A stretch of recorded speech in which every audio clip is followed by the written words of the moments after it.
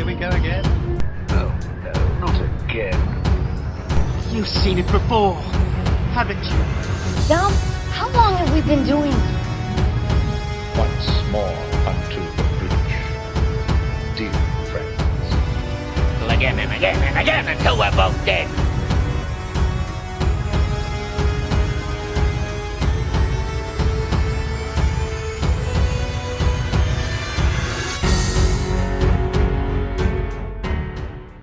Hello and welcome to You've Seen It Before, movie reviews with connections in mind.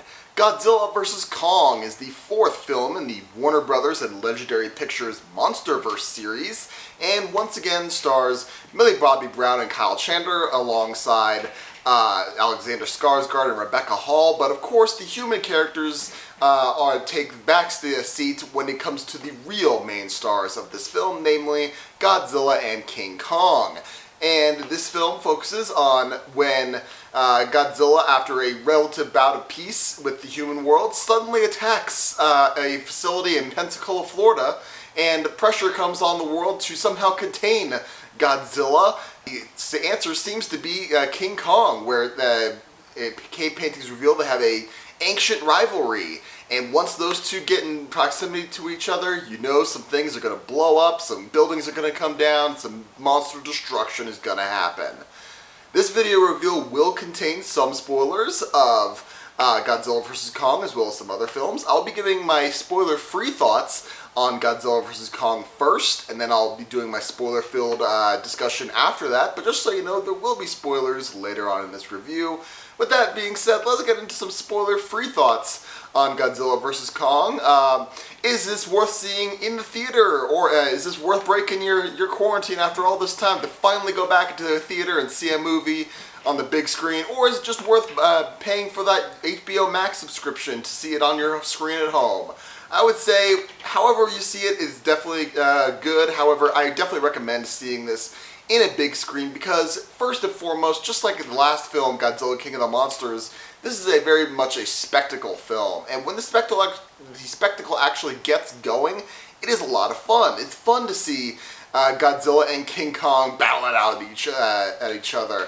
It's fun to see them bounce off of buildings, and interestingly enough, it seems like Godzilla's been working out a little bit because he's a lot more agile than we've seen him in some of the previous monster films. He's not as much of a lumbering beast as we've seen him before. He tends to move kind of like an iguana or something.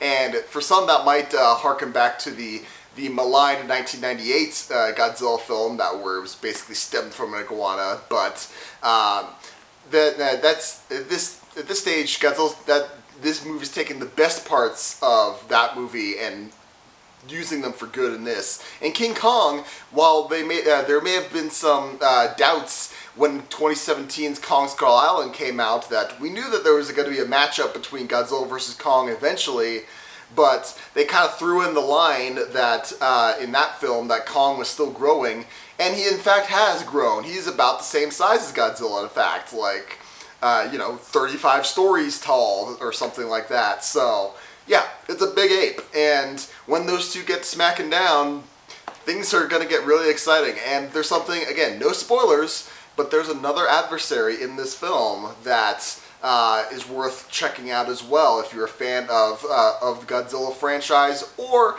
if you're a newcomer and you know just a little bit about the series. You'll probably get some fun out of that as well.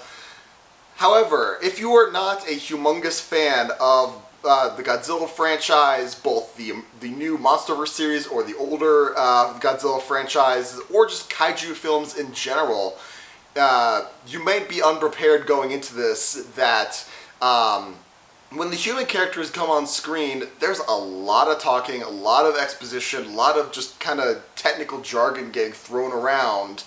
And to be put it bluntly, the human characters don't really matter. And this is kind of a thing for a lot of monster films, and especially the Godzilla films in particular, where the human characters kind of exist to, in the best of cases, set the stakes, give us the audience something to pin our hopes on, to say, okay, if Godzilla fails, or if in the original, if Godzilla gets out of control, then things are going to get bad for us, the humans. However, in the worst cases, they're just kind of there to kind of justify why things happen, and even not so much as just to set stakes, but to say, okay, here's something that's happening, here's something that's going to happen. I'll give a wordy explanation as to why it's going to happen. Doesn't make sense? Probably not, but we need to say something in there anyway, just so we can fill in the spaces between the monster shots, so that we can either give the guys in the suits a break or save some money on the CGI budget.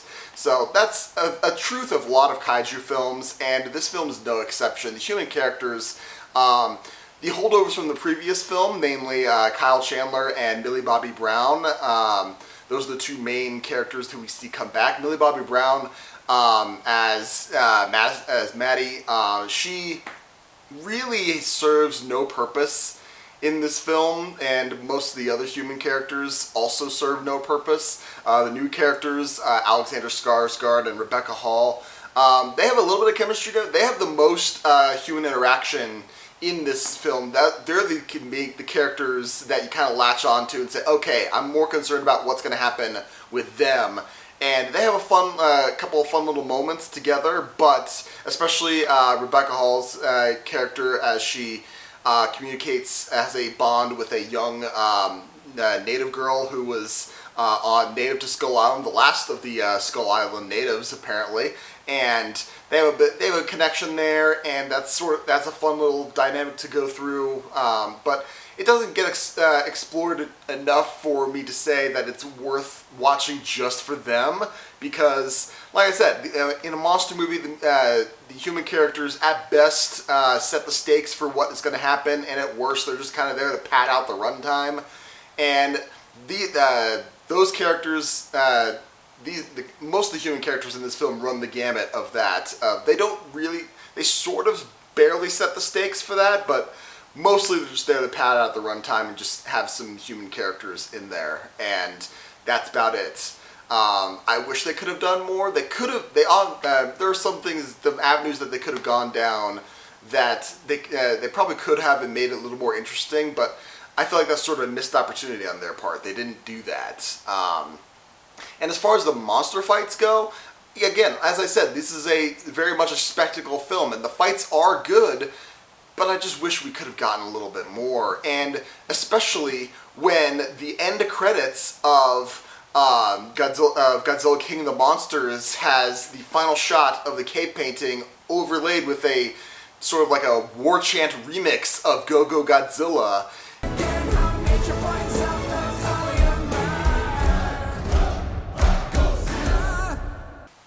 It's promising something that's way more epic than what we got, in my opinion. Like I said, the fights aren't bad, but I feel like I was expecting more and got less, you know? And I'll talk about this more in the spoiler section, but the other creature that shows up is cool, but again, your mileage may vary on that, depending on how much you know of the Godzilla universe.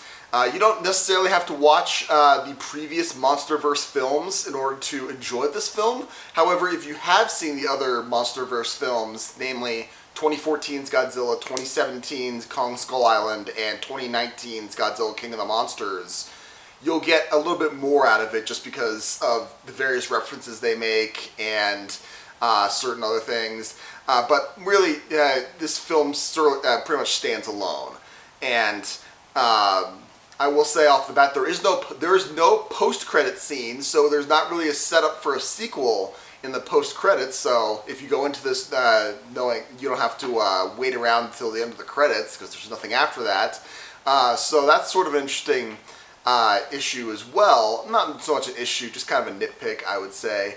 But like I said, if I was going to sum up this movie, it's a spectacle of a monster film. Most of the MonsterVerse films have been great on spectacle at that point. The human characters always run from either great to terrible to somewhere in between. This one, the human characters are more the bottom half of the spectrum of some are okay, and then the rest are just kind of blah and forgettable. And I feel like that's a detriment to this film. And the monster fights, again, they're not bad, but I wish I could have gotten more. there's really only, let's see, there's there's really only 2 main fights in this movie, and they could have gotten so much more out of that. And there were too many instances. Again, I'm one who is very forgiving of Godzilla movies, and you can kind of forgive a lot, especially with the plot, and you just kind of like, all right, I'll just swallow this to get me to the monster action. I'll swallow this to get me to the monster action. There were one too many times in this film where I actually went, what? It knocked me out of my suspension of disbelief.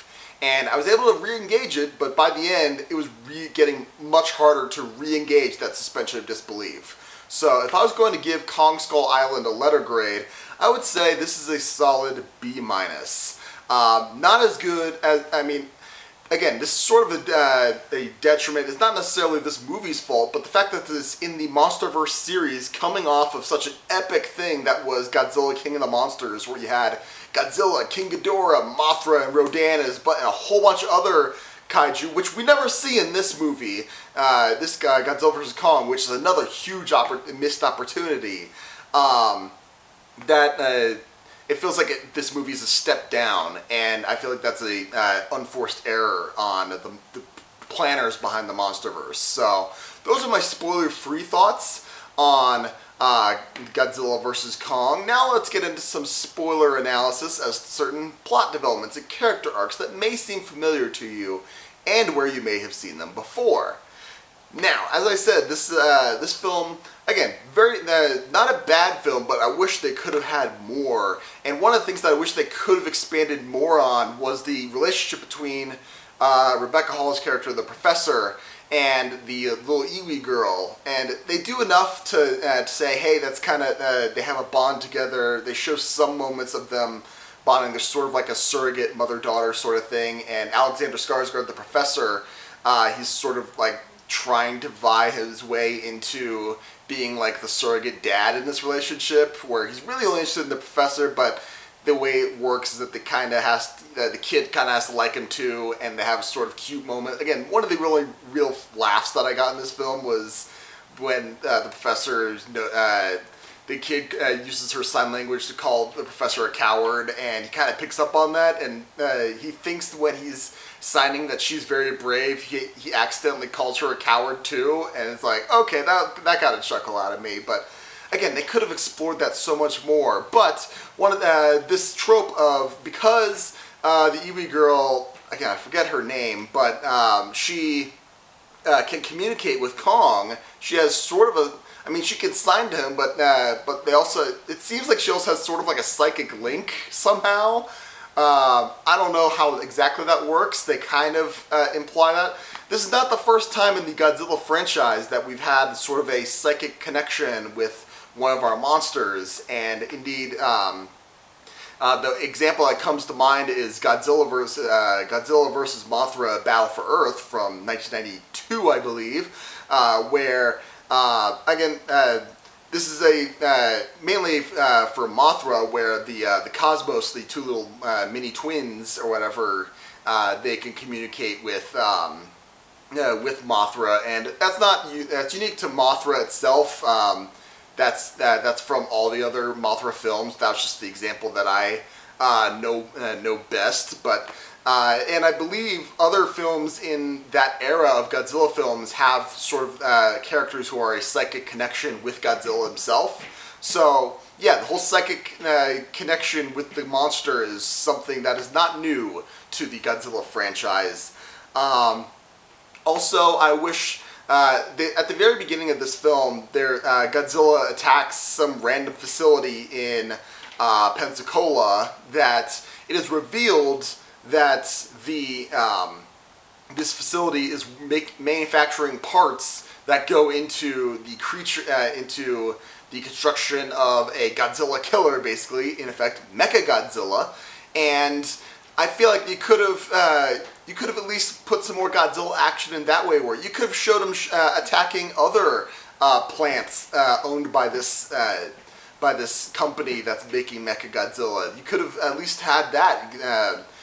I'm sure there's more than one facility working on parts for this thing. I mean, he eventually ends up in Hong Kong, where Mechagodzilla is being constructed, but again, why there's this humongous magnetic monorail tunnel going under the through the world from Florida over to Hong Kong. Why couldn't Godzilla punch through that or something while parts are en route?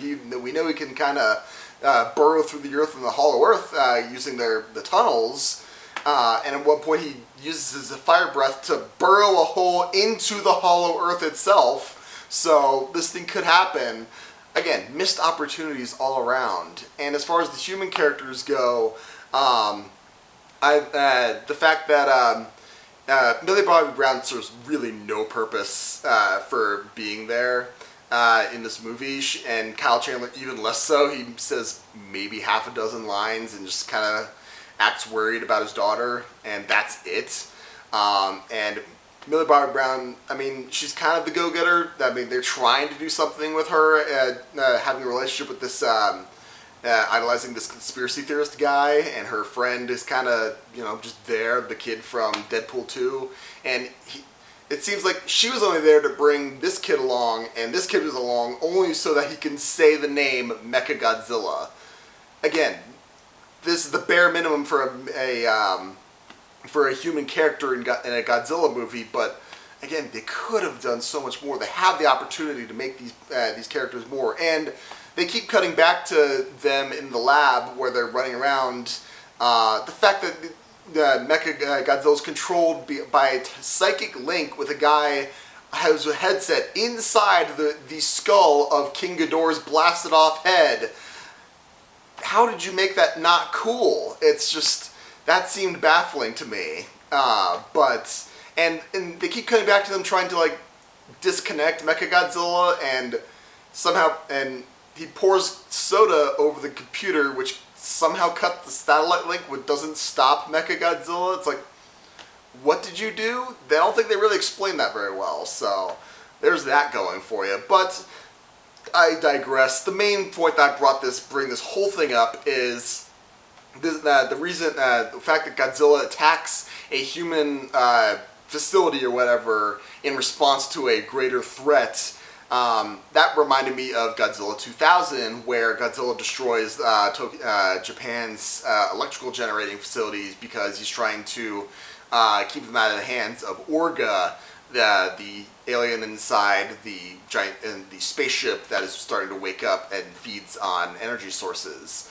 And finally, I'll just bring up the fact that Mechagodzilla, I never grew up with any Mechagodzilla movies. There's, I think, 3 or 4 different Mechagodzilla movies out there, or at least solo adventures, and I'm sure he pops up in other ones. The design of Mechagodzilla has been relatively standard over the years, just because that's how you dress a guy in a suit to look like a robotic Godzilla. This one, the design makes sense, given that it's trying to mimic the newer design of Godzilla, where he's sort of more bear-like as a reptile. But I don't know, Mechagodzilla looked weird in this one. I mean, it might just be me. Other people might have been blown away by his design. I thought he just looked kind of weird. And I mean, the fight is kind of cool, but yeah, I kind of prefer the older design more. So that's just a personal preference. So those are my main thoughts on Godzilla vs. Kong. Again, I threw out a lot of kind of bones to pick with this movie in the last couple minutes.